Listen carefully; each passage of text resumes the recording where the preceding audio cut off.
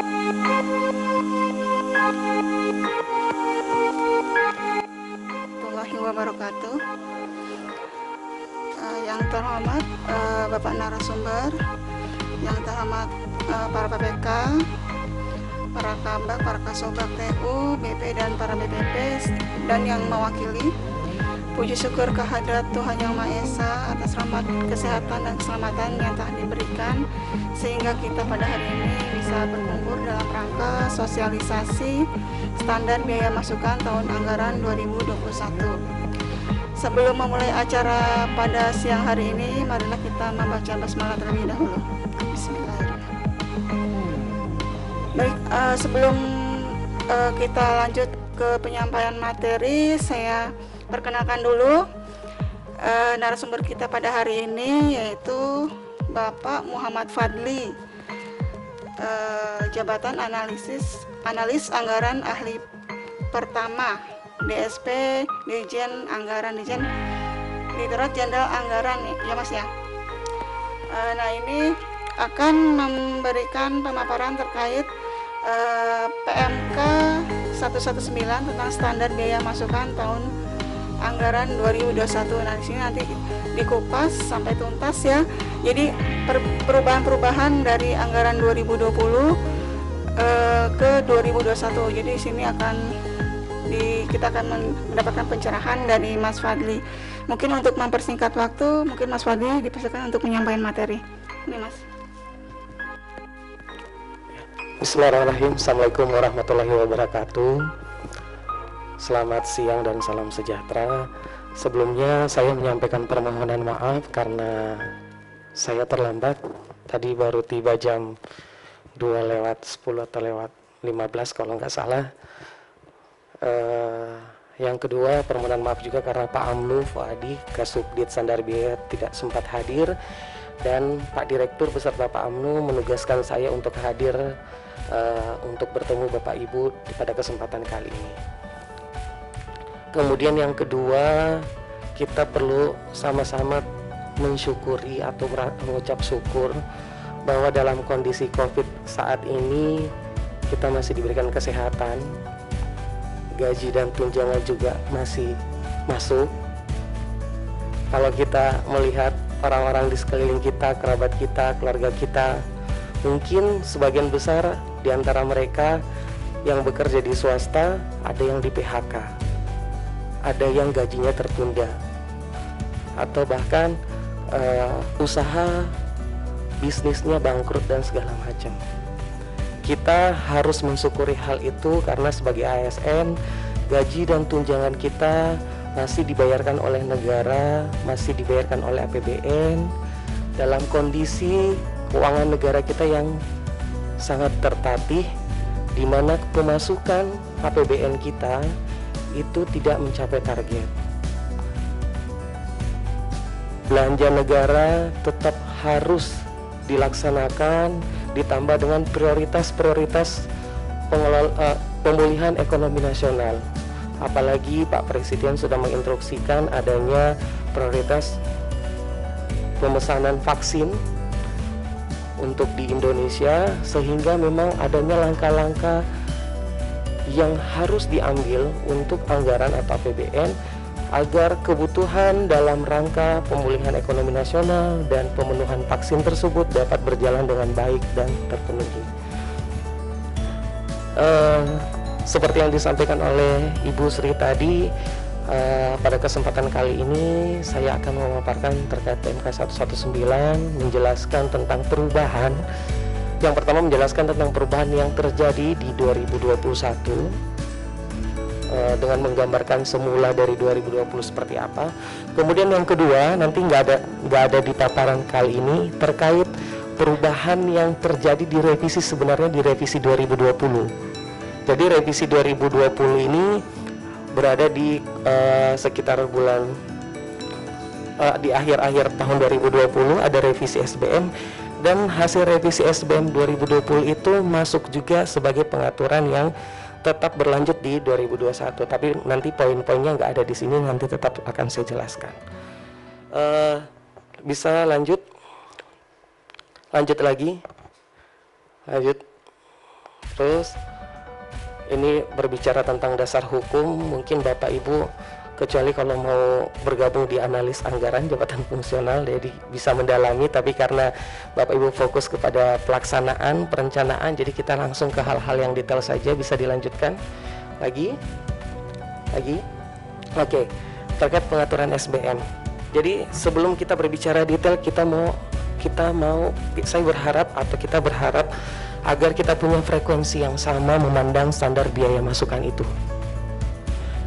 Bapak Ibu dalam menyusun RKKL, yang harus pertama Bapak Ibu lakukan, ini yang saya sampaikan tidak saklek seperti yang ditampilkan, jadi mohon dipahami juga sambil dilihat di paparannya. Yang pertama Bapak Ibu harus lakukan ketika menyusun RKKL dan melaksanakan anggaran, harus mempedomani PMK SBM. Harus mempedomani PMK SBM. PMK SBM itu ada lampiran 1 dan lampiran 2. Lampiran 1 pada saat perencanaan berfungsi sebagai batasan tertinggi, pada saat pelaksanaan anggaran berfungsi sebagai batasan tertinggi. Apa artinya? Artinya pada saat perencanaan dan penganggaran angkanya mentok di situ. Gak boleh berlebih. Kalau ada pertanyaan, boleh di bawahnya, boleh kurang, boleh. Sebagai contoh, uang harian paket meeting full day atau full board di Jakarta misalnya 150 atau 180 ribu. Kalau Ditjen Otonomi Daerah bikin kebijakan karena memperhatikan efisiensi, keterbatasan anggaran, mau menetapkan uang hariannya cuma 100 ribu, boleh atau enggak? Boleh. Ibu Sri kalau bikin kebijakan menetapkan 100 ribu itu boleh. Di bawahnya silahkan, nggak masalah, tapi siap-siap diprotes sama pegawainya. Tapi kalau dari auditor nggak masalah. Itu lampiran pertama. Lampiran kedua, pada saat perencanaan dia berfungsi sebagai batasan tertinggi, tapi pada saat pelaksanaan dia berfungsi sebagai estimasi. Apa arti dari estimasi? Pada saat pelaksanaan, estimasi ini artinya dapat dilampaui dari harga yang ada di PMK SBM. Bapak Ibu ada yang ingat atau sangat menghafal salah satu contoh satuan biaya yang ada di lampiran 2 apa itu? Tiket, betul. Salah satunya tiket. Yang lainnya transportasi.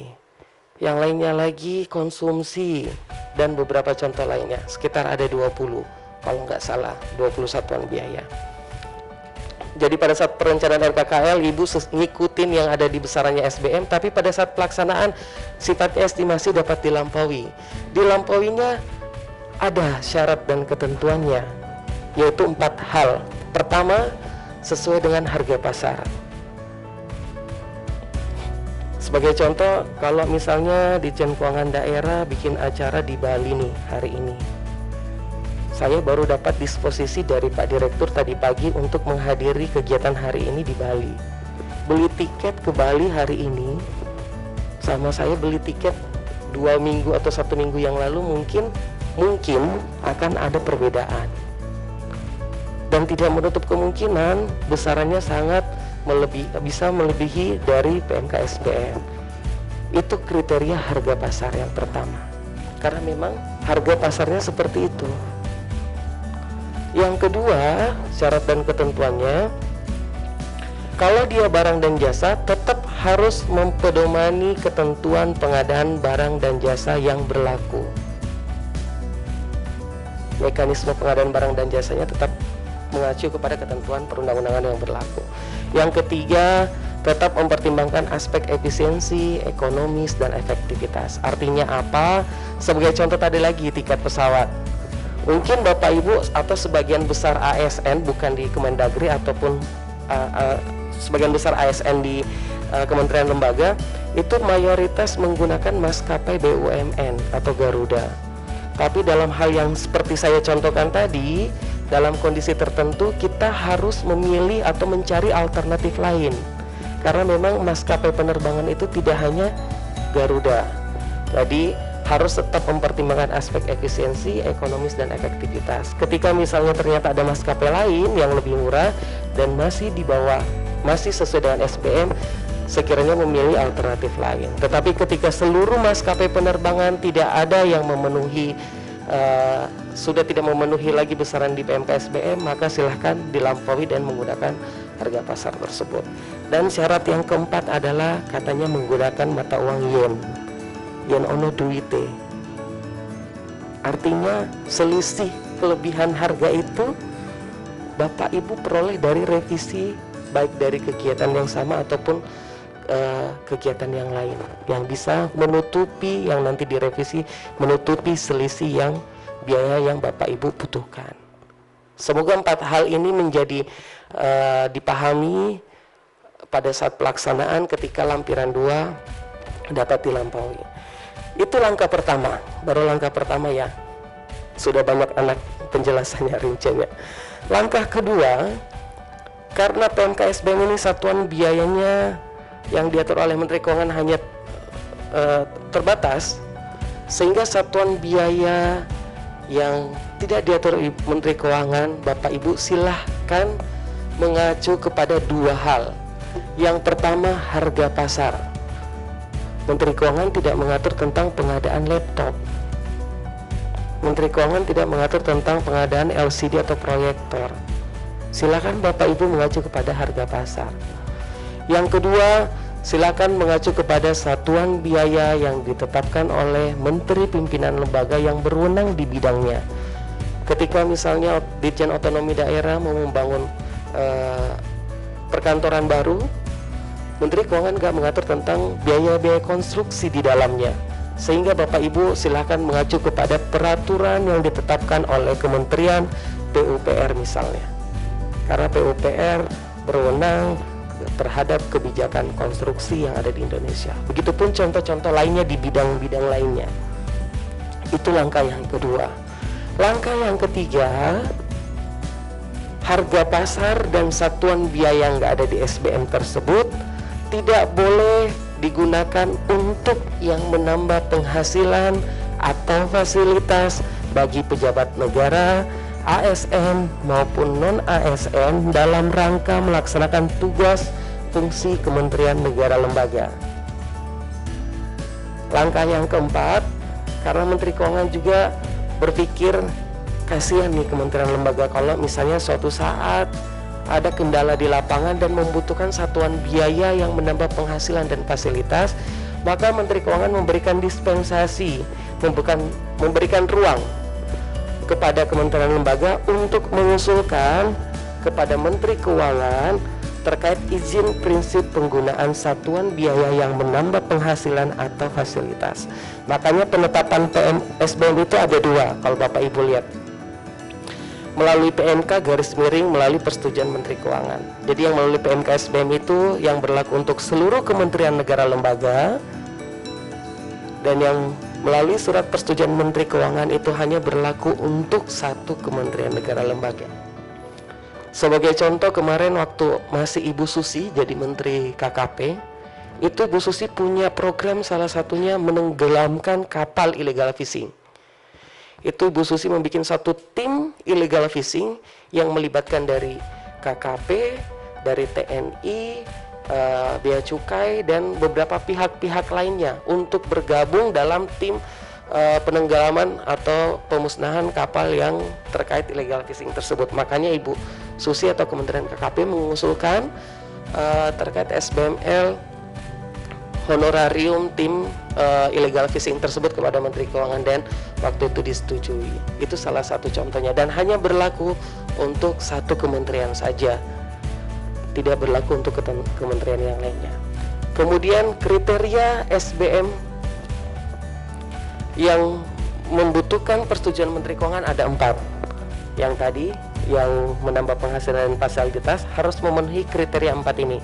Enggak harus memenuhi kriteria 4 ini, dapat memenuhi salah satu atau seluruh dari 4 kriteria ini. Yang pertama merupakan tuntutan peningkatan kualitas layanan publik tertentu. Kalau Bapak Ibu merasa ada kualitas layanan publik tertentu yang perlu ditingkatkan, dan ini merasa menjadi hal yang sangat urgent dan penting, silahkan diusulkan ke Menteri Keuangan. Atau adanya kekhususan satuan biaya dimiliki oleh Kementerian Negara Lembaga, daerah terpencil, daerah perbatasan, pulau terluar, dan atau penyelenggaraan perwakilan Republik Indonesia di luar negeri. Ini yang langkah keempat tadi ya, harus minta izin Menteri Keuangan. Langkah yang kelima, pada saat penyusunan RKKL, pada saat melaksanakan anggaran, seluruh tanggung jawab formal dan material satuan biaya diserahkan kepada PA dan KPA. Itu 5 langkah konsep dasar pemahaman, ibaratnya pondasi pemahaman terkait SBM. Semoga kita memahami itu dulu, baru kita memahami hal-hal detail yang akan diatur berikutnya. Lanjut. Ini sudah lanjut. Nah, perubahan dari 2020 ke 2021. Yang pertama terkait honorarium narasumber. Di 2020 ada klausul honorarium narasumber garis miring pembahas. Di 2021 kita menghapuskan kata-kata pembahas. Ini kenapa? Oh ya, sebelumnya gini. Kebijakan 2021 ini sebenarnya diambil nggak serta-merta karena hasil dari kajian ataupun analisis dari Direktorat Jenderal Anggaran. Tetapi hampir sebagian besar merupakan rekomendasi dari BPK sebagai auditor eksternal, rekomendasi dari beberapa inspektorat kementerian lembaga. Jadi nggak semua inspektorat KL memberikan rekomendasi, hanya beberapa saja. Dan beberapa rekomendasi dari kementerian lembaga itu sendiri dalam hal penyempurnaan. Sehingga perlu dipahami kebijakan yang diambil ini nggak serta-merta hanya dari hasil kajian ataupun analisis yang diambil oleh Ditjen Anggaran. Yang pertama ini rekomendasi dari BPK terkait pembahas. Kenapa dihapus? Ini biar sekalian cerita Ibu ya, Bapak Ibu ya. Tapi semoga cerita saya nggak mendukung Bapak Ibu di jam siang-siang ini, jam-jam ngantuk buat terlelap. Jadi pembahas ini ceritanya seperti ini. Ada beberapa kejadian pada saat Ditjen, misalnya Ditjen Otonomi Daerah melakukan pembahasan penyusunan RKKL di 2022, mengundang Inspektorat Jenderal, mengundang Setjen, Biro Keuangan, Biro Perencanaannya, yang diundang sebagai pembahas. Padahal sebenarnya itu sudah merupakan tusi dari Inspektorat Jenderal tersebut. Itu sudah merupakan tusi dari Biro Perencanaan tersebut untuk memastikan bagaimana RKKL yang ada di Satker Kementerian Dalam Negeri itu sesuai dengan peraturan yang berlaku. Itu sehingga tidak diperlukan lagi adanya pembahas. Contoh kedua, misalnya dalam suatu event FGD, Bapak Ibu mengundang narasumber dari luar, nanti narasumbernya memberikan informasi, memberikan pengetahuan. Setelah itu ada pembahas yang muncul dari internal menanggapi atas informasi ataupun pengetahuan yang disampaikan oleh narasumber tersebut. Ini menjadi tidak pas posisinya ketika ada pembahas di dalamnya, sehingga nomenklatur pembahas ini dirasa perlu oleh auditor agar dihapuskan, sehingga kita menghapuskan pembahas. Yang kedua, adanya perubahan sistem kerja kita yang dulu selalu tatap muka, sekarang karena adanya COVID-19 sehingga merubah pola kerja kita melalui daring, sehingga kita menambahkan klausul dapat dilaksanakan secara langsung atau offline maupun secara daring melalui aplikasi secara live dan bukan merupakan hasil rekaman atau hasil tapping. Jadi tadi kata Ibu Sri, acara kali ini direkam. Nah, kalau rekam ini saya jadi narasumber, nanti diputar lagi di unit A, nanti ada yang mengklaim bisa dapat lagi narasumber. Nanti diputar lagi di unit B, bisa lagi dapat narasumber, sehingga kita bikin kebijakan bukan merupakan hasil rekaman atau hasil tapping, hanya diperbolehkan secara online, dan itu merupakan dan itu dilaksanakan secara live online-nya, bukan merupakan rekaman atau taping. Itu kebijakan yang kedua. Kebijakan yang ketiga, ini yang sangat meresahkan. Saya nggak tahu apakah meresahkan di Dirjen Otonomi Daerah juga atau enggak, tapi meresahkan di beberapa kementerian lembaga secara umum. Di 2020 kita mengatur narasumber itu bisa berasal dari luar dan bisa berasal dari dalam unit eselon 1 penyelenggara. Kalau dari dalam, dapat narasumbernya hanya 50%. Dan itu pun syarat pesertanya harus peserta yang menjadi sasaran utamanya berasal dari luar eselon 1 penyelenggara. Tetapi di tahun 2021 kita mengangkat levelnya hanya berasal dari narasumber yang berasal dari luar kementerian negara lembaga. Jadi narasumber dari internal itu sudah tidak boleh, walaupun 100% pesertanya dari luar itu tidak boleh.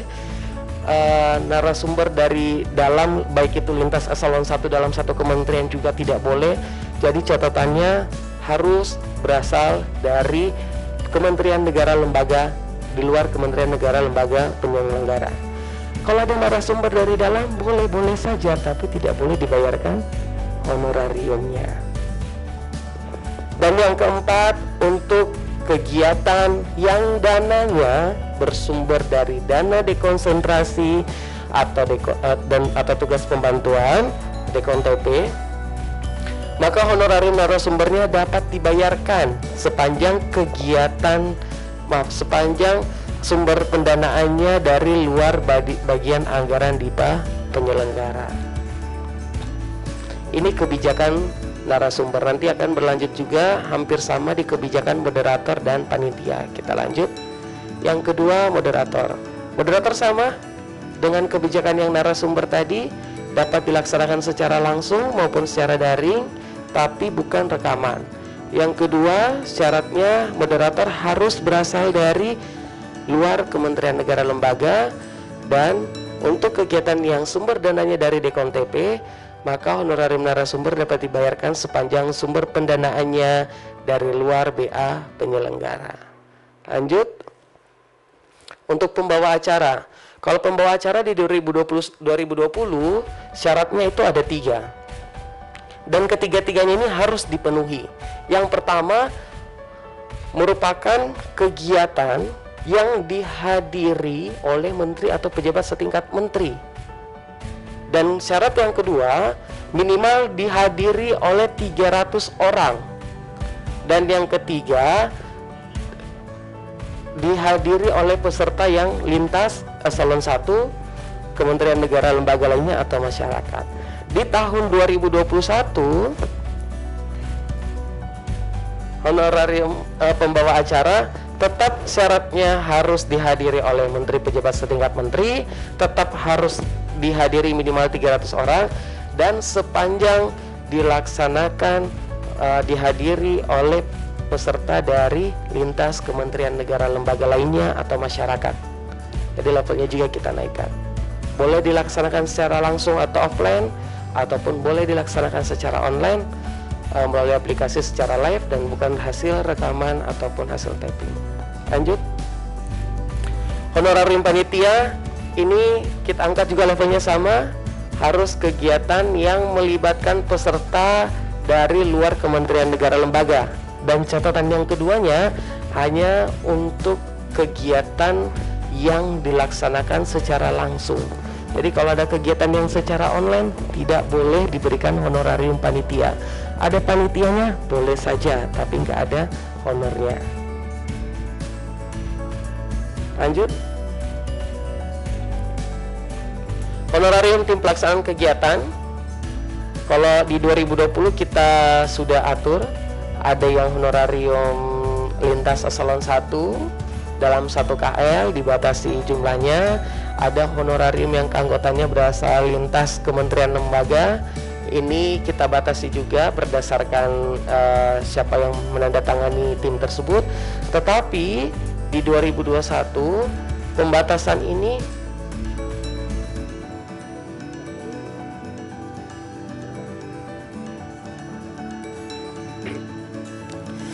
Tapi di 2021 kita membatasi untuk seluruh, iya Pak, silakan. Untuk kegiatan yang untuk tim kegiatan, tim pelaksanaan kegiatan dan sekretariat tim pelaksanaan kegiatan yang lintas eselon 1 atau di lintas kementerian lembaga, semuanya diatur maksimum seperti tabel yang di sebelah kanan. Untuk pejabat negara, pejabat eselon 1, eselon 2, eselon 3, eselon 4, pelaksana dan pejabat fungsional, klasifikasi 1 tim saja dalam 1 tahun, klasifikasi 2 tim, klasifikasi 3 4 tim. Kalau tidak salah, Kemendagri masuk di klasifikasi 2. Klasifikasi 2 ini tunjangan kinerja paling tinggi di kementerian lembaga tersebut, itu dari 25 juta sampai dengan 40 juta. Jadi seluruh KL yang masuk range itu masuk di klasifikasi 2. Catatan tambahannya di 2021 untuk tim yang lintas eselon 1 dalam 1 KL. Jadi kalau ada Bapak Ibu bikin tim yang lintas otonomi daerah tapi masih dalam 1 dagri, maka jumlah anggota timnya maksimal 25 orang. Karena ada temuan ada yang 100 orang, ada yang 125 orang. Nah, kalau ada tim yang 100 orang, 125 orang, itu yang kerja paling cuma berapa orang sih? Sehingga rekomendasi dari BPK maksimal 25 orang saja. Dan untuk yang lintas KL, lintas dagri, dapat dimungkinkan melebihi 25 orang, tapi tetap mempertimbangkan prinsip-prinsip pengelolaan keuangan negara yang akuntabilitas, efektif, efisien, dengan memperhatikan rasa keadilan dan kepatutan. Artinya tanggung jawab ini ada di PPK. PPK kan yang melihat emang pantas atau tidaknya melebihi dari 25 orang tersebut. Oke, lanjut.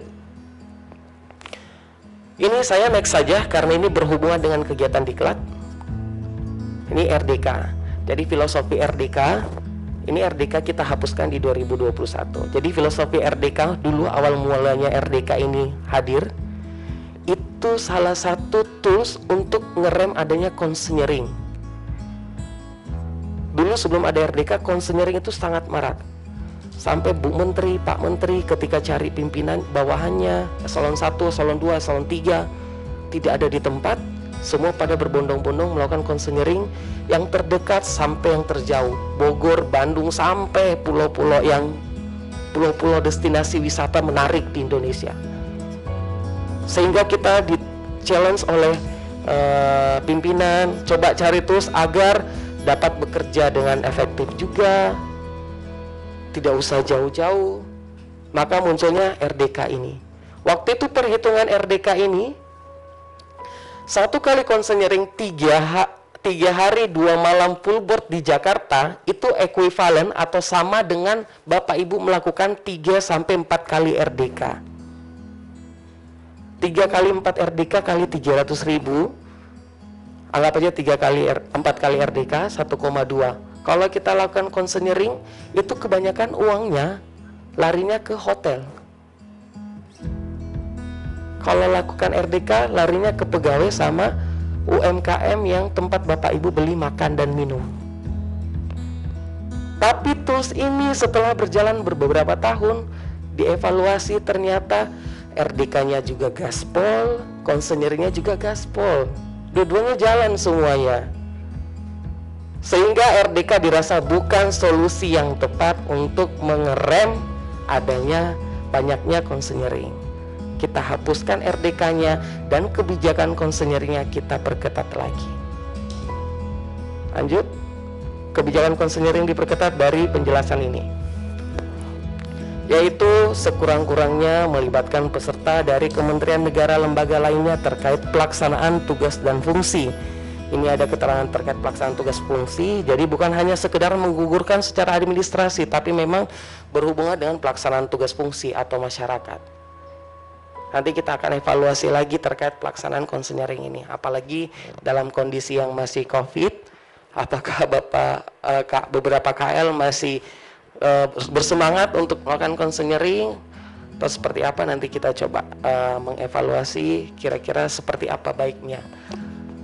Lanjut, honorarium narasumber, pakar, praktisi, dan profesional. Ini sama, yang pertama pembahasnya kita hapuskan dan harus berasal dari luar lingkup KL penyelenggara dan dapat dilaksanakan secara langsung atau online yang live, bukan hasil rekaman atau taping. Lanjut, biaya konsumsi rapat. Ini kata BPK gini, kok ada rapat antar eselon 2 itu sedia konsumsinya sampai 50, hampir tiap hari. Ini Satker atau KL ini mau memberikan makan tiap hari kepada pegawainya. Kan ASN sudah dapat uang makan dari APBN, sudah dapat uang makan, mau dikasih konsumsi lagi. Temuan auditor, ada yang sampai karena mau ngasih konsumsi tiap hari ke seluruh pegawainya, dibikinnya rapat terus tiap hari, padahal nggak ada rapat. Di antara direktorat A ngundang ke direktorat B, menggugurkan administrasinya, kemudian besoknya lagi direktorat di hari yang sama direktorat B juga mengadakan, ngundang direktorat A, sehingga ini dirasa tidak efisien. Makanya kriterianya kita naikkan untuk yang penggunaan konsumsi rapat berupa makan dapat diberikan jika melibatkan eselon 1 lainnya, atau KL lainnya, atau instansi pemerintah lainnya, atau masyarakat. Yang kemarin kan bisa tuh minimal melibatkan eselon 2 lainnya, ini kita naikkan minimal melibatkan eselon 1 lainnya, baru boleh diberikan makannya. Kalau melibatkan eselon 2 lainnya, konsumsi rapat yang bisa diberikan hanya kudapan atau snack saja. Dan itu pun kemarin dari auditor pengen langsung nggak usah dikasih snacknya, tapi kita rasa pelan-pelan dulu, lihat dulu snacknya, apakah snacknya jadi double untuk nutupin makanan itu atau enggak. Nanti kita lihat lagi evaluasi seperti apa. Kemudian dilaksanakan secara minimal 2 jam, dilaksanakan secara langsung. Jadi kalau ada meeting atau rapat yang dilakukan secara secara online tidak dapat diberikan. Dulu waktu awal-awal WFH itu banyak pertanyaan. Ini kita melakukan rapat lewat Zoom, bisa nggak kita dibayarkan, dibelikan konsumsi rapat melalui GoFood atau GrabFood? Ini kan nggak sehat. Kalau kayak gitu, nggak sehat secara penganggaran maksudnya, bukan nggak sehat secara perut dan makan ya. Kalau itu sehat banget itu jadinya. Nanti tiap hari bisa Zoom meeting terus dari rumah. Jadi pelaksanaannya harus langsung dan minimal 2 jam. Lanjut, paket data dan komunikasi untuk eselon 3 ke bawah sebesar 200.000 per orang per bulan. Jadi sudut pandangnya bukan per kegiatan, tapi per orang per bulan. Kemudian untuk yang eselon 1 atau eselon 2 itu diberikan 400.000 per orang per bulan. Biaya paket data dan komunikasi hanya dapat diberikan kepada pegawai yang melaksanakan tugasnya sebagian besar membutuhkan komunikasi secara daring atau online. Jadi kalau Bapak Ibu di tempat unit tertentu ada pegawai yang tugasnya tidak membutuhkan komunikasi secara daring, yang nggak perlu diberikan sebanyak 200.000. Kepada mahasiswa atau masyarakat diberikan maksimum 150.000 sesuai dengan kebutuhan, itu paling tinggi. Artinya kalau dibilang sesuai kebutuhan, nanti justifikasi tentang berapanya yang pas itu ada di PPK. PPK kan yang lihat, oh masyarakat ini terlibat berapa kali kegiatan Zoom dalam 1 bulan. Kalau cuma 1 kali ya nggak pantas, misalnya dikasih 150.000. Kalau misalnya PPK-nya berpendapat seperti itu. Nah, catatan berikutnya, pemberian biaya paket data komunikasi dilakukan secara selektif dengan mempertimbangkan intensitas pelaksanaan tugas dan fungsi, pengguna media online, dan ketersediaan anggaran. dan sesuai dengan prinsip tata kelola keuangan yang baik dan akuntabilitas. Ada beberapa, ini sebagai informasi, ada beberapa contoh di Kementerian Keuangan, Kementerian Kominfo, dan kementerian lainnya, itu mereka membuat satu kebijakan klaster lagi untuk mengatur tentang 200.000 ini. Jadi pegawai yang Zoom meetingnya 1-3 kali dapatnya sekian, 4-6 kali dapatnya sekian, 7 sekian sekali dapatnya sekian, agar prinsip tentang selektif dan akuntabilitas serta adil tadi itu terpenuhi. Artinya jangan sampai dipukul rata seluruh pegawainya 200.000, padahal ada yang satu orang kadang hampir tiap hari Zoom-nya, tapi pegawai lain hanya 1 kali seminggu, kan gak adil untuk pegawainya gitu. Kasihan yang yang sudah pelaksanaan kegiatan secara online yang lebih banyak daripada yang lebih sedikit. Lanjut. Ini nggak ada karena berhubungan dengan penelitian. Lanjut.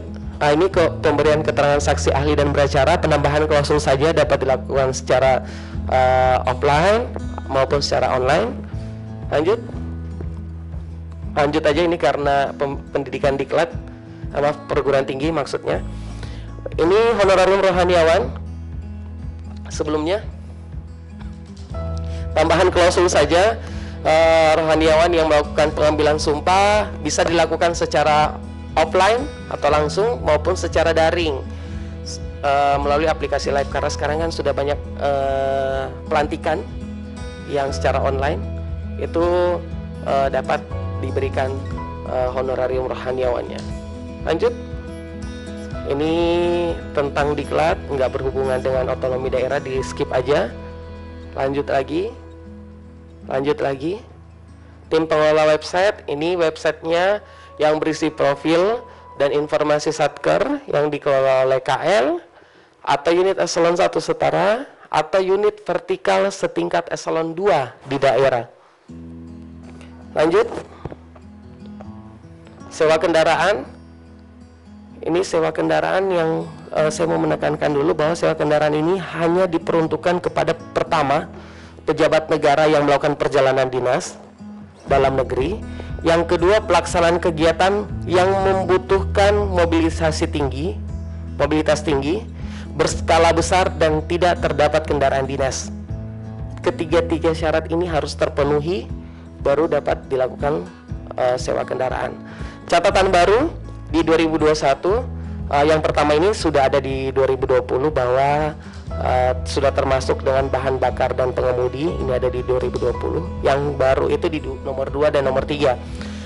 Yang nomor 2, satuan besaran yang ada di PMK SBM itu hanya diperuntukkan untuk kendaraan yang kapasitas maksimumnya itu 7 seat. Jadi kalau Bapak Ibu butuh kendaraan roda 4 lebih dari 7 seat, masuk di catatan nomor 3. Dapat diberikan setinggi-tingginya 150% dari besaran yang ada di PMK SBM. Kemudian bagi pejabat pimpinan lembaga negara, menteri atau pimpinan lembaga yang setingkat menteri, dalam hal diperlukan kendaraan roda 4 yang kelasnya lebih tinggi daripada yang ditetapkan di SBM, dapat mengacu kepada harga pasar atau at cost. Lanjut. Pakaian dinas, penambahan klausul. Kalau di penambahan catatannya yang pertama, besarannya ini untuk pakaian dinas yang harian PDH.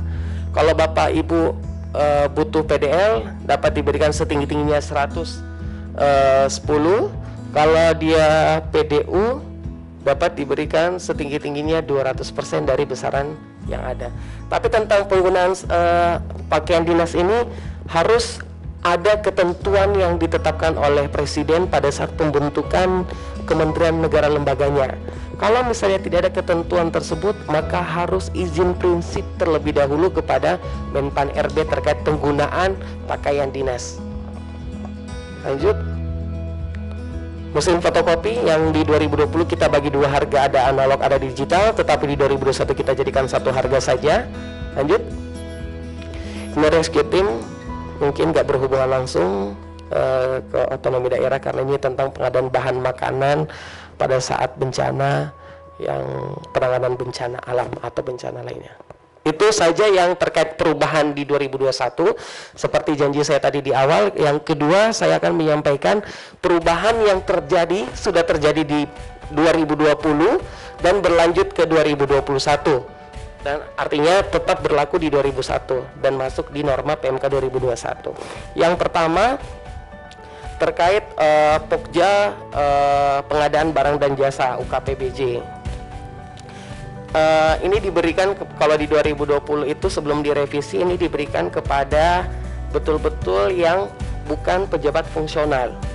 Tapi kalau ada pejabat fungsional itu tidak diberikan. Kemudian direvisi di 2020 di akhir di semester 2 2020. Kalau misalnya ada fungsional pejabat pengadaan barang dan jasa dapat diberikan honorarium tersebut pada saat setelah melakukan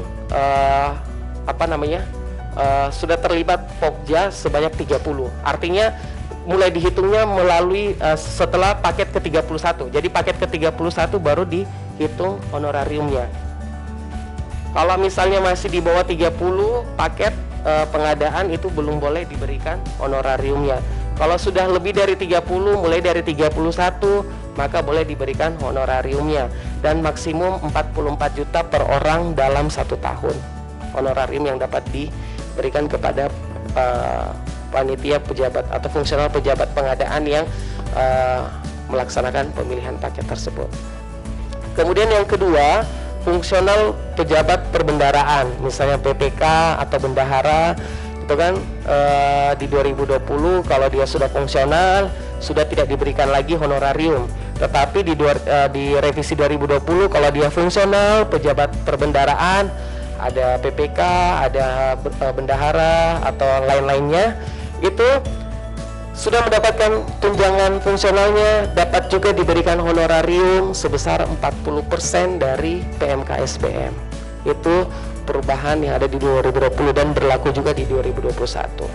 Kemudian yang ketiga tentang kendaraan, pengadaan kendaraan yang ada di PMK SBM, itu kita mendapatkan klausul dalam hal membutuhkan kendaraan yang berbasis listrik atau baterai, silakan menggunakan harga pasar karena harga tersebut tidak mengatur untuk penggunaan kendaraan yang berbasiskan listrik atau penggunaan baterai.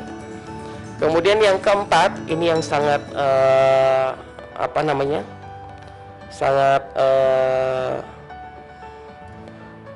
membingungkan sih, sangat menjadi shock juga buat beberapa kementerian lembaga terkait pengaturan taksi.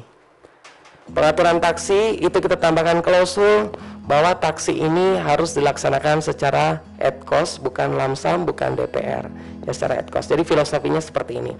Ada beberapa temuan auditor melihat pelaku perjalanan dinas ke bandara naik taksi itu berlima. Yang bayar cuma 1, tapi klaimnya 5 orang tersebut. Padahal yang bayar cuma 1 orang. Naik Grab bareng-bareng. Nah ini menurut auditor ini sudah ada kebocoran keuangan negara di situ, sehingga betul-betul harus sesuai dengan bukti real. Kalau hanya 1 yang membayar, yang diklaim hanya 1. Kalau mau dibagi ke 5 orang tersebut secara proporsional silahkan. Atau yang kedua, ada yang dari kantor ke bandara itu berangkatnya naik Grab. Kalau kemarin kita sempat searching, naik Grab biasanya sekitar 160, masih di bawah 200. Tapi klaimnya pada saat pertanggungjawaban itu ada yang sama dengan PMK SBM. Karena merasa bisa pertanggungjawabannya DPR. 238 ya kalau nggak salah. Ingat. Nah itu ada kebocoran keuangan negara juga menurut auditor di situ. Sehingga klausul ad cost ini perlu dan penting disampaikan atau ditulis di PMK. Jadi pada saat Bapak Ibu melakukan perjalanan dinas taksi, semua pertanggungjawabannya adalah ad cost. Sebenarnya kebijakan perjalanan dinas bukan cuma taksi, seluruh transportasi sebenarnya ad cost, bukan lamsam ataupun menggunakan DPR. DPR itu ketika misalnya Bapak Ibu ada di daerah-daerah tertentu, terpencil, terbelakang yang tidak tidak memiliki suatu bukti, bukti transportasi yang tidak bisa dibuktikan, itu yang baru bisa menggunakan DPR. Kalau di Jakarta kita sudah ada struknya. Kalau online kan sudah bisa di capture, di screenshot. Semuanya sudah berbasis online, sudah bisa kita dapatkan bukti pertanggungjawabannya, sehingga sangat lucu saja ketika misalnya masih ada yang harus mempertanggungjawabkannya secara lamsam dan DPR. Gitu. Sehingga klausul itu perlu dimasukkan ke dalam PMK SPM. Kemudian 3 lainnya tidak berhubungan dengan ODA karena berhubungan dengan perubahan kebijakan bahan makanan untuk tahanan dan ABK, jadi nggak berhubungan langsung dengan ODA, jadi saya nggak jelaskan. Mungkin itu informasi yang bisa saya sampaikan. Kalaupun misalnya ada yang perlu ditanyakan, ada yang perlu didiskusikan, saya serahkan ke Bapak Ibu dan ke Ibu Sri. Terima kasih. Iya, terima kasih Mas Fadli atas pencerahannya. Mungkin kita langsung buka sesi tanya jawab ya. Nanti mungkin pertanyaan satu bertanya langsung jawab aja kali Mas Fadli ya, biar nggak ini. Baik, mungkin untuk waduh banyak yang nanya nih Mas. Ya, mungkin Mas Yusmin yang pertama, silakan Mas. Saya nunjuk duluan soalnya. Assalamualaikum warahmatullahi wabarakatuh. Sebenarnya sih ada beberapa pertanyaan, mungkin kalau untuk berbagi dengan rekan-rekan yang lainnya, saya cukup satu saja terkait honor narasumber. Di keterangan catatan ini mungkin ada sedikit di antara kami itu ada kebingungan ya kan, karena ini satu paragraf catatan nomor 2 Pak. Ya mungkin tolong ditampilkan. Karena ini satu paragraf, itu kalimat yang terakhirnya. Ini hanya sekedar untuk meyakinkan, kalau dari saya mungkin sudah bisa menangkap, cuman dari rekan-rekan yang lain mungkin agak ada kebingungan. Kaitan dengan sepanjang sumber pendanaannya dari luar bagian anggaran atau pipa penyelenggara. Nah ini kan satu paragraf ini di nomor 2. Mohon penjelasannya antara yang misalnya dari penyelenggara yang bisa dibayarkan dan dari narasumber yang dari luar yang bisa dibayarkan. Saya menangkap ada 2 pemahaman di sini. Jadi ada narasumber dari luar, ada dari narasumber dari penyelenggara kegiatan itu sendiri. Sementara pendanaannya itu harus dari luar bagian anggaran.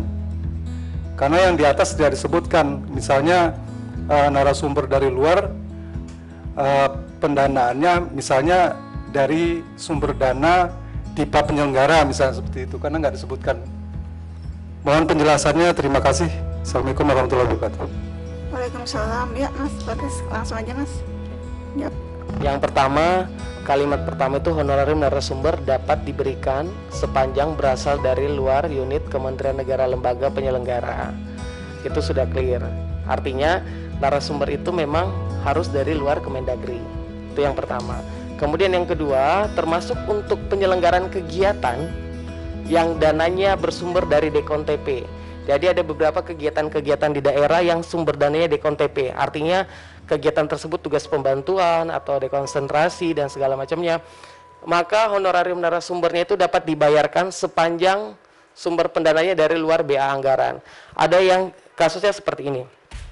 Ada Kementerian A memberikan dana dekon atau TP kepada dinas provinsi atau kabupaten kota, dinas X provinsi Y misalnya. Nah ini dari dinas itu melakukan kegiatan, tapi kegiatan dari kementerian A tadi itu, dan mengundang narasumbernya dari kementerian A itu juga. Nah ini yang tidak diperbolehkan, dan itu yang dimaksud oleh termasuk untuk penyelenggaraan kegiatan yang dananya bersumber dari DKON-TP. Pengaturan DKON-TP di sini mengatur terkait narasumber itu dapat dibayarkan ketika narasumbernya berasal dari luar BA. Jadi berasal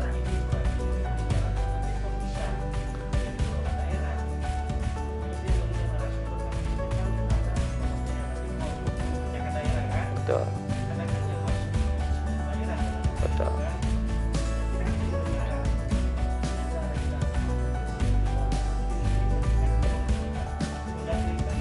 Pada saat dana dekon itu masuk ke daerah, dia akan menggunakan BA yang sama misalnya dengan Kemendagri.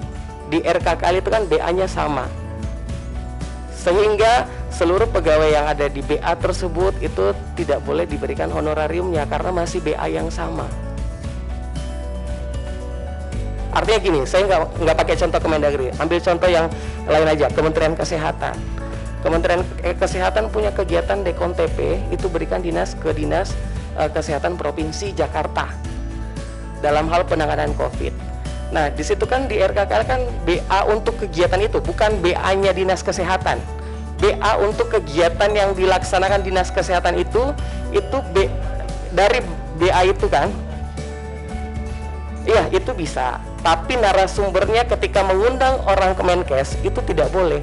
Karena dibilangnya harus berasal dari luar dari BA tersebut gitu. Jadi kalau narasumbernya berasal dari BA tersebut itu tidak dapat dibayarkan kayak gitu. Tapi untuk kegiatan dinas kesehatan lainnya yang bukan berasal dari dekon TP-nya Kemenkes tersebut, mengundang Kemenkes silahkan, bisa dibayarkan gitu. Semoga bisa dipahami ya, karena pada saat Dinas Kesehatan Provinsi Jakarta ini mendapatkan dana dekon TP dari Kemenkes, itu di RKKL dia masuk di BA-nya Kemenkes, bukan dinasnya tapi kegiatannya. Penganggaran, pencatatan penganggarannya untuk kegiatan tersebut dilaksanakan oleh dinas tapi masuk BA-nya Kemenkes. Kita hanya fokus ke dana dekonsentrasi sama tugas iya. Kalau artinya gini, untuk kegiatan yang sifatnya dekon TP, seluruh kegiatan tersebut tidak diperbolehkan, tidak dapat diberikan honorarium kepada pegawai yang ada di BA tersebut. Intinya gitu, Pak. Izin Pak, mungkin Kalau kesimpulannya. dana yang di luar itu silahkan, bisa. Iya, oke, baik. Boleh. Ya, kalau menggunakan APBD silakan. Izin Pak, mohon koreksi, mungkin kayak gini. Kalau kesimpulan saya, kalau kegiatan kita ya, yang ada di DIPA berdasarkan anggaran misal di Kementerian Dalam Negeri misalnya, ketika mengundang kementerian lembaga lain, itu bisa dibayarkan untuk narasumbernya dari lembaga lainnya. Nah, kalau misalnya kita untuk mendapatkan honor narasumber, artinya sumber dananya adalah dari kementerian lembaga lainnya. Mohon koreksi. Ini kegiatannya Kemendagri. Ya, misalnya kegiatan Kemendagri, artinya kalau kegiatan Kemendagri sendiri, artinya dari sumber dana Kemendagri kan? Ya. Mengundang narasumber dari kementerian lembaga lainnya. Ya. Bisa. Kita bayarkan untuk mereka. Oke. Nah, ketika kita menjadi narasumber, artinya harus dari kegiatan kementerian lembaga lainnya, gitu. Jadi sebaliknya seperti itu ya. Jadi gini, tapi di kegiatan yang sama. Di kegiatan ya yang berbeda pastinya, sesuai dengan tusi kementerian lembaga lainnya itu. Artinya di kegiatan yang berbeda ketika Bapak diundang sama KL tersebut, ya memang bisa. Iya, kegiatan yang berbeda. Tapi kalau misalnya kaitannya ada kegiatan yang merupakan tusi kami, tusi kita, berarti tidak bisa ya. Artinya gini, penganggaran itu kan berbasis kinerja. Jadi siapa yang membayarkan honorarium itu atau biaya itu siapa yang bertanggung jawab terhadap biaya yang keluar atas kegiatan itu adalah yang punya kegiatan itu. Jadi kalau misalnya kegiatan itu punya kegiatannya Kemendagri, masa KLN yang bertanggung jawab atas biayanya? Maksudnya gini Pak, semua kegiatan itu kan ada kaitannya. Iya. Misalnya kayak kaitan dengan ODA, di Pemda sendiri kan ada kaitannya dengan ODA-nya. Di mana? Pemda misalnya. Oke, baik. Artinya kan itu ada tusi yang kita saling bersinggungan. Baik. Nah, kaitan dengan tusi yang saling bersinggungan, saya secara mayoritas saya pikir itu hampir sama mungkin ya. Nah, itu bagaimana? Oke. Ini kan untuk kehati-hatian kami Oke. dalam rangka pelaksanaan nantinya di sisi auditor. Oke. Jadi yang Nggak ada pertama masalah. gini, sudut pandangnya sudut pandang narasumbernya dari luar KL. Nah, kalau misalnya Pemda punya kegiatan A dan itu bukan kegiatannya Kemendagri, itu kegiatannya A, berarti Bapak Ibu bisa dibayarkan sama mereka. Iya, begitu. Dan yang catatan yang kedua ini hanya untuk berbicara ketika kegiatan itu sumbernya dari DKONTP. Gitu. Itu saja intinya, Pak. Jadi Bapak mau dibayarkan di acaranya Provinsi Jakarta, Pemda Aceh, itu semuanya bisa karena kebijakan itu kan sudah di luar kebijakan APBN dan itu itu tergantung dari kebijakannya APBD. Kita yang atur sini hanya untuk kegiatan yang APBN dan sama bukan dekon gitu.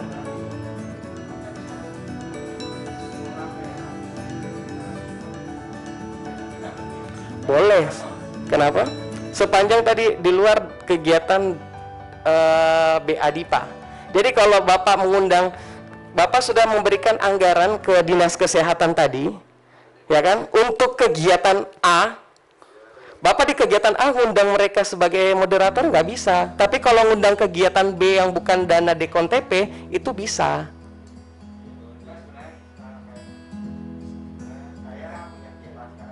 Iya. Iya.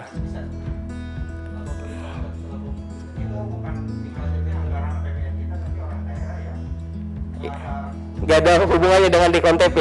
Iya, bisa. Masih bisa. Sepanjang keluar dari KL. Di Pemda itu untuk untuk satkernya kan emang untuk yang lainnya kan sudah luar dari BA-nya Kementerian Dalam Negeri. Tapi pada saat kita berbicara DKONTP, dia bagian dari BA-nya Kemendagri itu untuk berbicara kegiatan DKONTP. Ya, kita yang diatur di PMKSBM ini hanya seluruh anggaran yang berasal dari APBN. Ya, baik itu yang dilaksanakan di pusat ataupun dilaksanakan di daerah yang sifatnya DKONTP.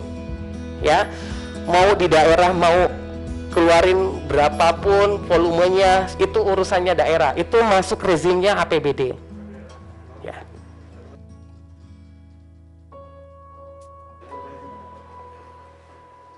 Oke, berarti udah jelas ya tadi yang disampaikan Mas Fadli. Mungkin untuk pertanyaan selanjutnya, Mas Hendro ya, silakan.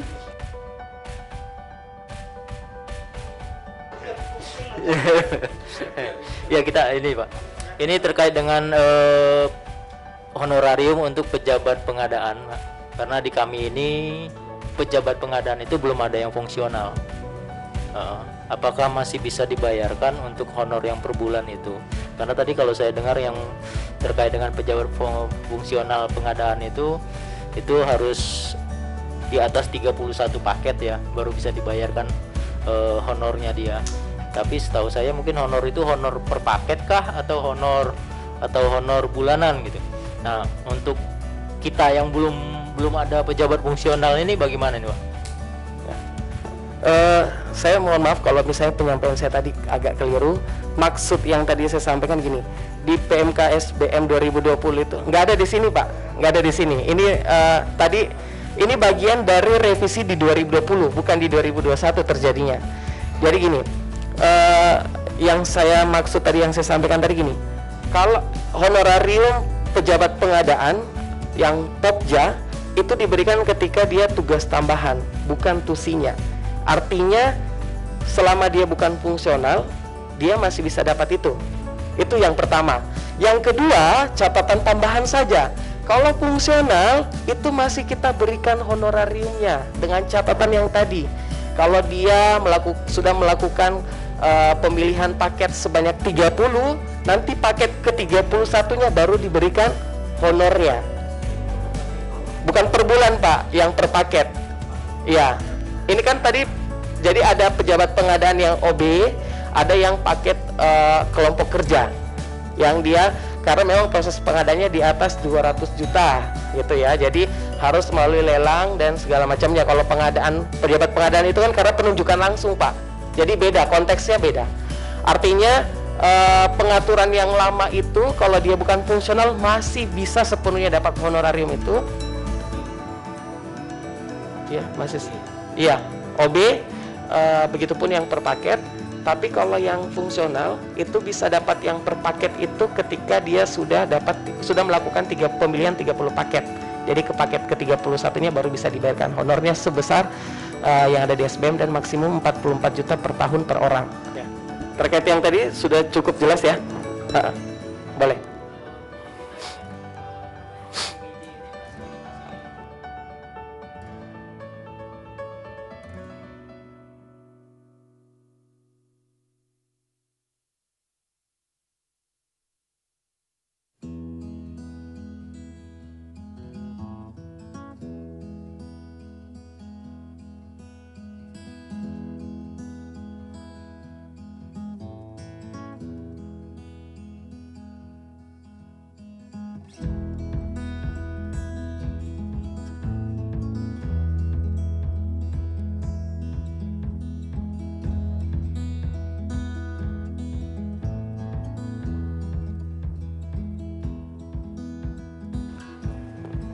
Menurut Bapak kira-kira gimana, Pak?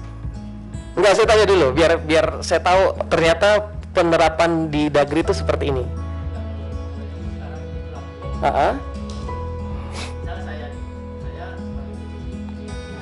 Oke, Pokja juga. Oke.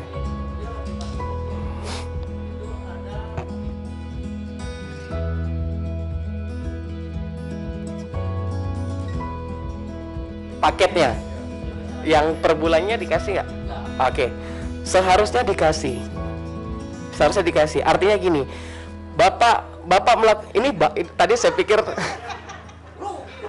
artinya gini, Bapak melakukan pekerjaan yang pejabat pengadaan itu untuk pelaksanaan paket yang penunjukan langsung.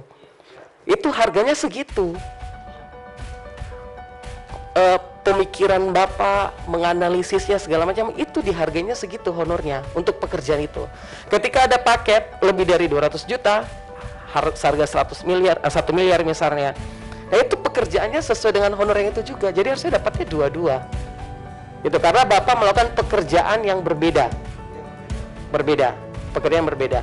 Jadi di satu sisi seluruh paket yang penunjukan langsung itu dibiayai, dikonsepkan satu biaya per bulan. Di sisi lain itu berdasarkan jumlah paket yang jumlah nilai paket yang dilaksanakan. Bisa kebayang ya? Tapi kalaupun nanti PPK-nya merasa cukup satu aja, yaitu urusan PPK. Itu kebijakan PPK lagi. Tapi dari kami memberikan nilai itu berdasarkan pekerjaannya masing-masing. Betul.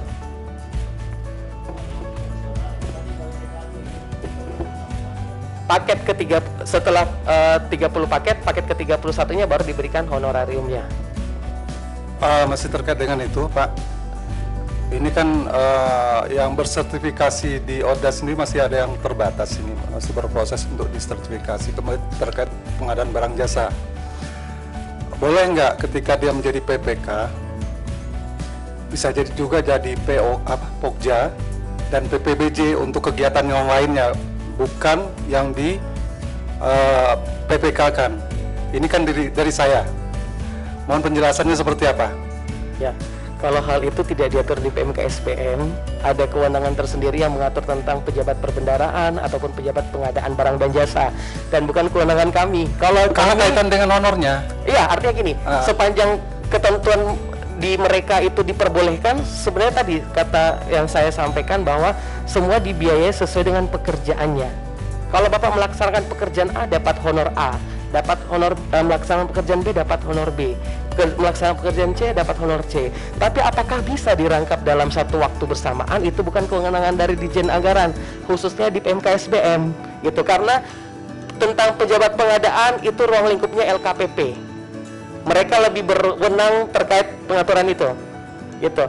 Kalau tentang pejabat perbendaraan, bendahara, PPK itu urusannya DJPB, bukan urusannya kami gitu. Artinya dari segi honor tadi saya sudah menjawab boleh karena dia melaksanakan pekerjaan tersebut. Tapi apakah boleh dirangkap oleh satu orang dalam waktu bersamaan, itu bukan kewenangan kami untuk menjawabnya. Itu aja Pak ya. Nanti Terima ke kasih. LKPP atau DJPB. Ya, siap. Oke, untuk pertanyaan selanjutnya, Mbak Dini, silakan. Terima kasih. Sebenarnya ini pertanyaan meneruskan pertanyaan teman-teman terkait taksi bandara. Banyak yang menanyakan terkait taksi bandara ini, boleh nggak kalau kita bawa kendaraan pribadi kita rembes bensin dan tolnya. Terus taksi bandara ini kan dari kantor bandara, bisa nggak kalau kita berangkat dari rumah ke bandara? Ya, terima kasih. Ada dua pertanyaan. Yang pertama, apakah boleh, kalau saya menangkapnya dua pertanyaan. Yang pertama, apakah boleh menggunakan kendaraan pribadi dan bagaimana mekanismenya. Yang kedua, apakah boleh berangkat selain dari kantor? Ya kan? Ada dua pertanyaan itu, semoga nggak salah. Yang perlu Bapak Ibu, yang perlu kita pahami bersama bahwa kebijakan ataupun pelaksanaan perjalanan dinas ini diatur bukan hanya di PMK SBM, tapi ada PMK 113 terkait pelaksanaan perjalanan dinas dalam negeri ataupun PMK 164 terkait pelaksanaan perjalanan dinas luar negeri. Itu menjadi domainnya perbendaraan. Yang kami atur di sini besarannya, Bu. Gitu. Kalau informasi yang kemarin sempat ditanyakan juga di acaranya keuangan daerah kemarin, hari Kamis kemarin, kebetulan kami panel sama DJPB. DJPB ini informasi, ini saya menjawab menyampaikan jawaban dari DJPB bahwa di pengaturan perjalanan dinas itu tidak ada yang mengatur bahwa perjalanan dinas boleh menggunakan kendaraan pribadi. Satu pun tidak ada aturan terkait itu. Artinya yang diperbolehkan hanya menggunakan kendaraan umum atau kendaraan kantor. Itu yang bisa saya sampaikan informasinya. Tapi kebijakan itu bukan diatur di PMK SBM, tapi diatur di PMK 113 yang di-lead oleh DJPB. Kemudian yang kedua, apakah boleh berangkat dari selain kantor? Karena nomenklatur yang ada di PMK itu, Bu Menteri berbicara bahwa berangkatnya dari kantor tempat kedudukan, berarti titik poinnya dari situ. Gitu. Tapi kalaupun misalnya Bapak Ibu ini menjadi begini, ini salah satu menjadi perdebatan, dan kami di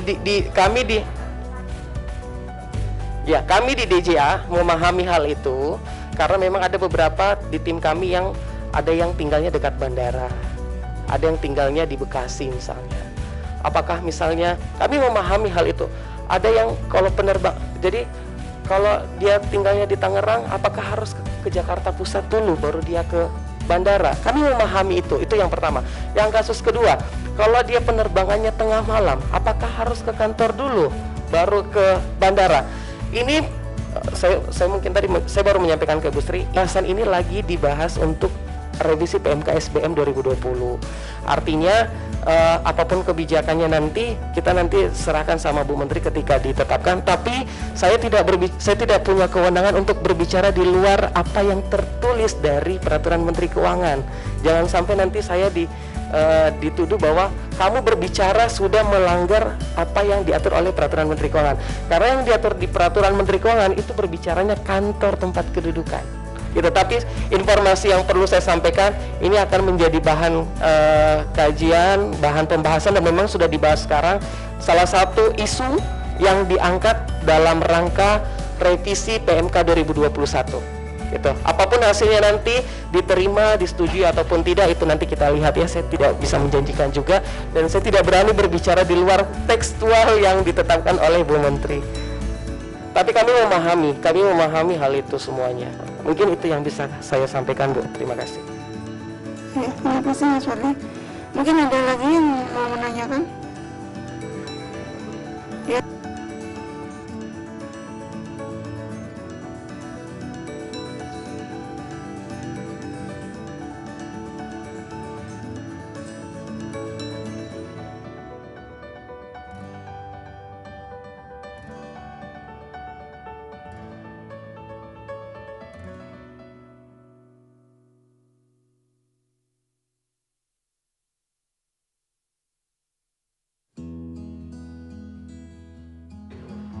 Ya, tadi sempat saya jelaskan bahwa juga tadi kelewat. Tadi saya sempat menjelaskan bahwa seluruh konsep perjalanan dinas, khususnya transportasi, itu dia sifatnya ad cost. di pengaturan 113 2012. Dan transportasi ini posisinya ada di lampiran 2. Artinya dia hanya sebagai batasan tertinggi saja pada saat perencanaan. Pada pelaksanaannya sesuai dengan ad-cost, memungkinkan untuk kurang, memungkinkan juga untuk lebih dari 150.000 kalau memang dapat dibuktikan ad-cost-nya tadi. Itu informasinya. Artinya gini ya Bapak Ibu, kita harus pahami bahwa kebijakan perjalanan dinas itu bukan hanya sepenuhnya diatur di PMK SBM.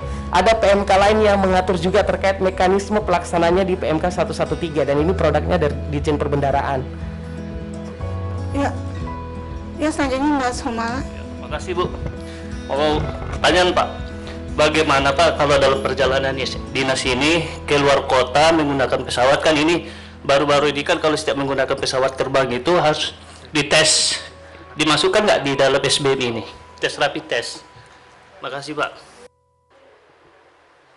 Iya, itu yang pertama gini, kalau misalnya Bapak memilih, karena ada maskapai sudah include juga ya sama antigen, itu sudah clear lah, karena memang maskapai itu harganya sudah termasuk antigennya itu gitu. Tapi kalaupun misalnya tidak termasuk, itu juga diperbolehkan. Tapi mengenai akunnya nanti silakan tanya ke KPPN ataupun Dirjen Perbendaharaan.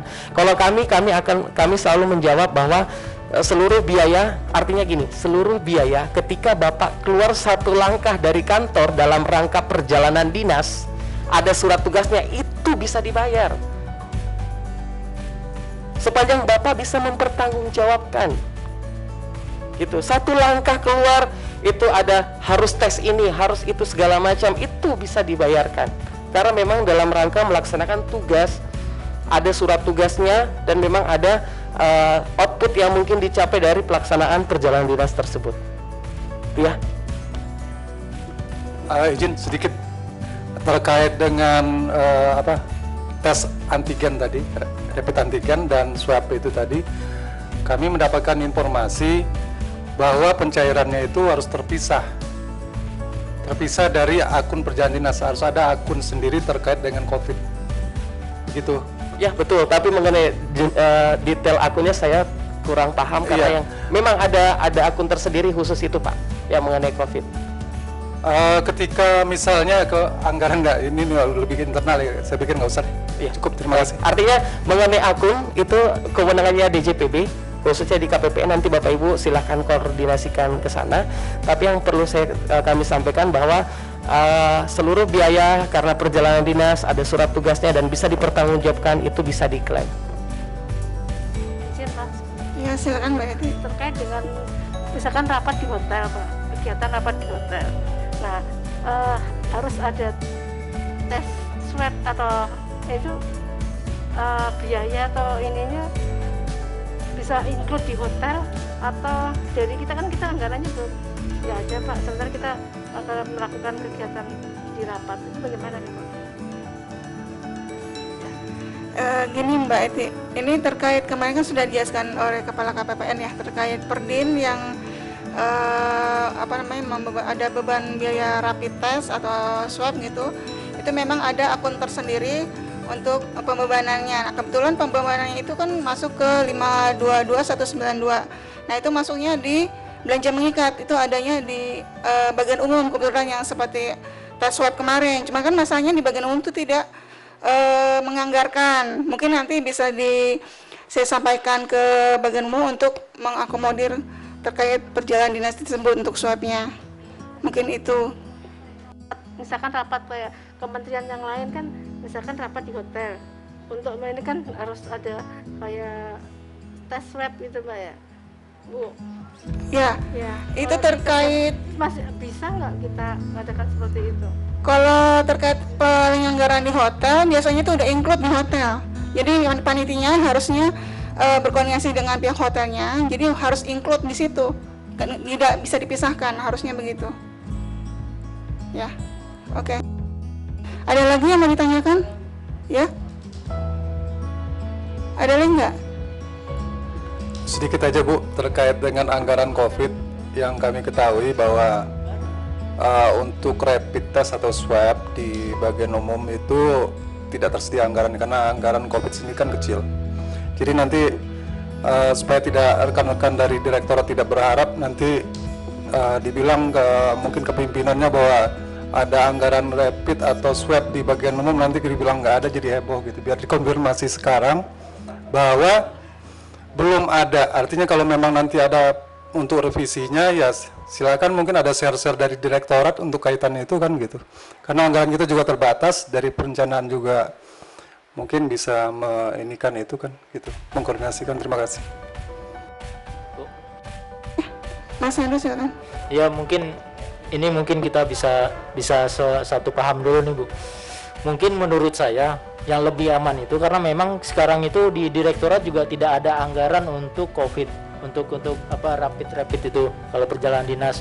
Mungkin usul saya langkah lebih baiknya berarti kita besok kalau mau perjalanan dinas melalui maskapai yang sudah se-include satu tiket itu include dengan rapidnya, jadi pertanggungjawaban kita juga nggak akan terpisah, nggak apa, jadi sudah include di situ, itu at cost-nya gitu. Mungkin gitu aja Bu. Iya. Kalau nggak ada pesawatnya ya berarti harus cari pesawatnya sampai ada.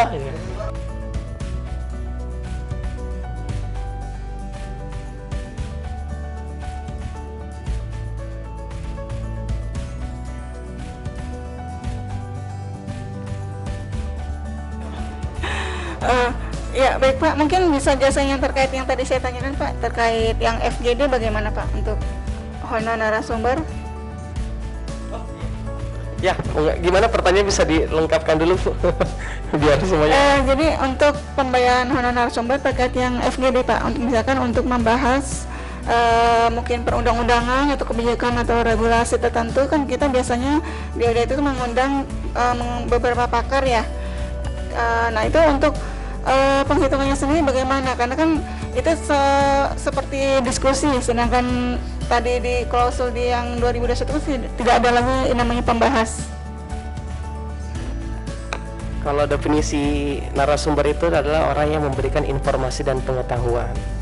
Ya, artinya mengenai jumlah pun di DJA itu tidak mengatur.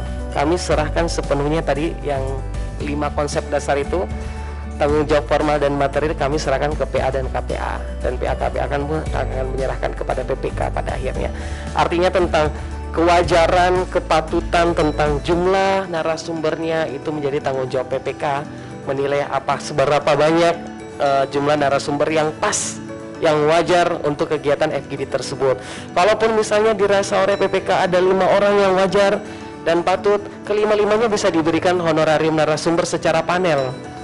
Makanya di honorarium narasumber itu ada keterangan baik dilakukan secara individu maupun secara panel. Jadi walaupun dilaksanakan secara panel 3 jam, tapi ngomongnya hanya 30 menit, bisa diberikan juga ketika 3 jam kepada seluruhnya, karena seluruh narasumber hadir terlibat selama 3 jam tersebut. Betul, artinya pembahasan komprehensif kan mengikuti dari awal sampai akhir, dan informasi yang akan disampaikan kan berhubungan antara satu dengan yang lainnya. Tetapi mengenai jumlah narasumbernya berapa orang, kepatutan dan kewajaran sepenuhnya dinilai oleh PPK. Mungkin begitu Ibu. Baik Pak, terima kasih. Ada lagi yang mau ditanyakan? Mungkin ada yang didiskusikan dari BPP nih, ada nggak Mbak Rifka? Elis? Izin Bu, yang Agendanya sampai jam 5 kalau nggak salah di suratnya. Udah siapin makan siang tadi sampai jam, biar bisa tahan sampai jam 5 nih hadapin pertanyaan.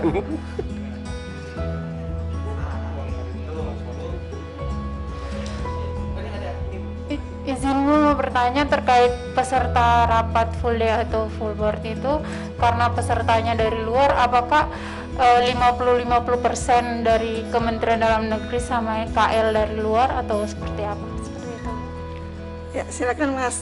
Seharusnya sih dibiayai sepenuhnya oleh kementerian yang penyelenggara mengenai biayanya. Apa ini? Maksudnya pesertanya atau apanya ini?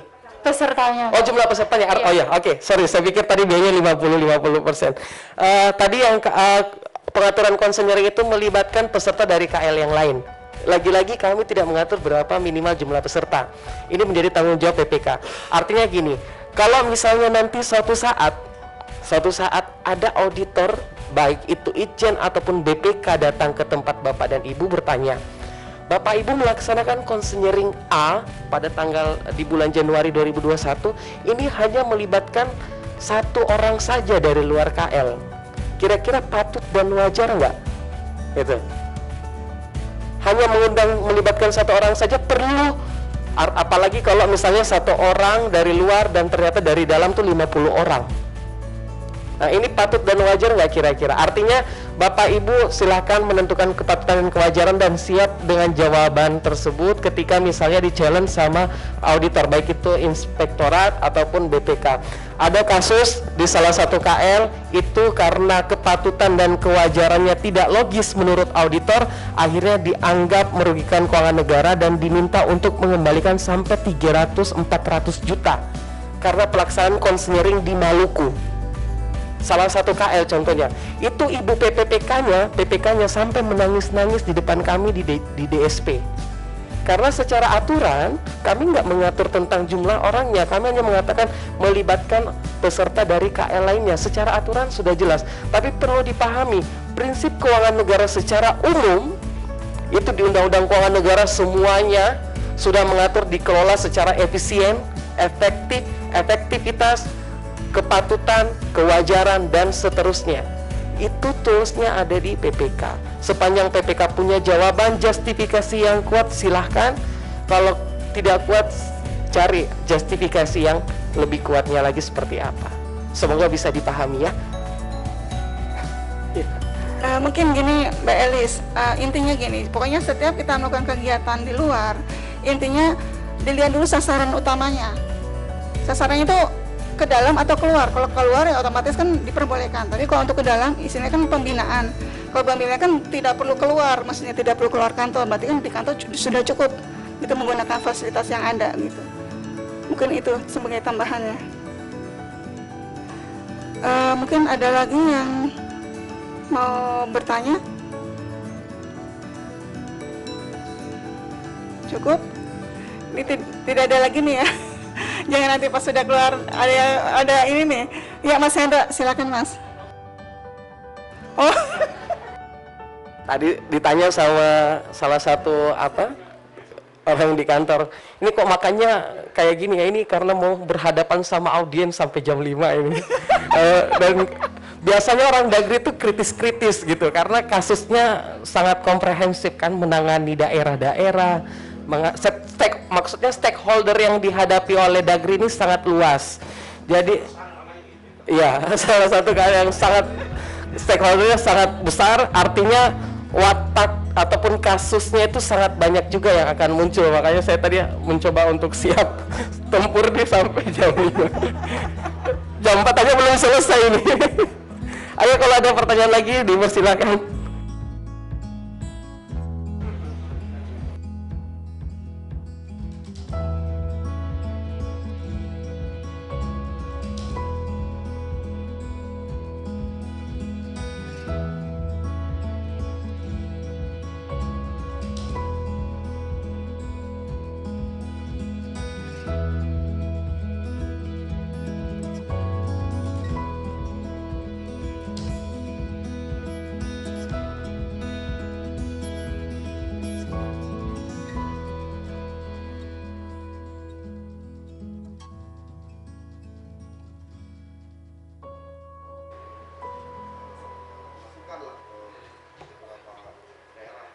Oh, ini masih jadi narsum nih. Dari dana kita sendiri mengundang orang daerah. Ya saya juga mau cerita di balik layar dulu. Kebijakan ini sebenarnya sudah ditetapkan di Kemenq dari 2019 untuk internal. Jadi kalau kita internal nggak boleh lagi ada narasumber. Kemudian yang kedua, saya mau cerita tentang alasannya auditor yang mungkin tadi belum saya sampaikan. Artinya gini, seluruh kebijakan, baik itu peraturan menteri, ketetapan menteri, SOP, atau peraturan dirjen, itu sudah menjadi tanggung jawab moral seluruh pegawai yang ada di instansi tersebut untuk menyampaikan kepada stakeholder terkait. gitu. Apapun mekanismenya, apapun caranya, itu sudah menjadi tanggung jawab murni dari pegawai yang ada di instansi tersebut. Artinya ketika misalnya kita menyampaikan informasi itu, mensosialisasikan hal itu sudah menjadi tanggung jawab dan tidak menjadi bagian dari TUSI gitu. Itu pendapat dari auditor, sehingga dirasa tidak pas kalau misalnya diberikan lagi honorarium narasumber dan diberilah klausul narasumber harus hanya dapat dibayarkan kalau narasumbernya berasal dari luar unit KL penyelenggara.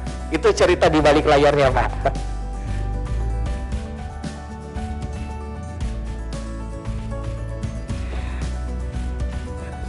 Ada lagi nggak nih? Pak, saya nggak ada, Pak.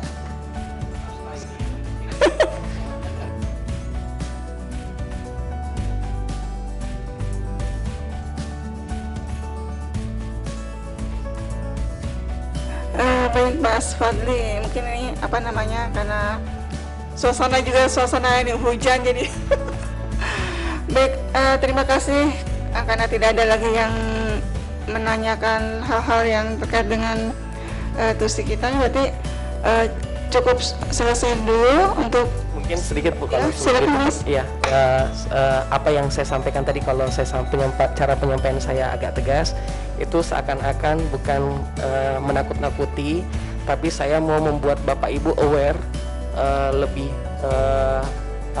lebih jeli lagi, karena jangan sampai setelah kita melakukan kegiatan nanti kita jadi buronan atau jadi yang dicari-cari oleh auditor.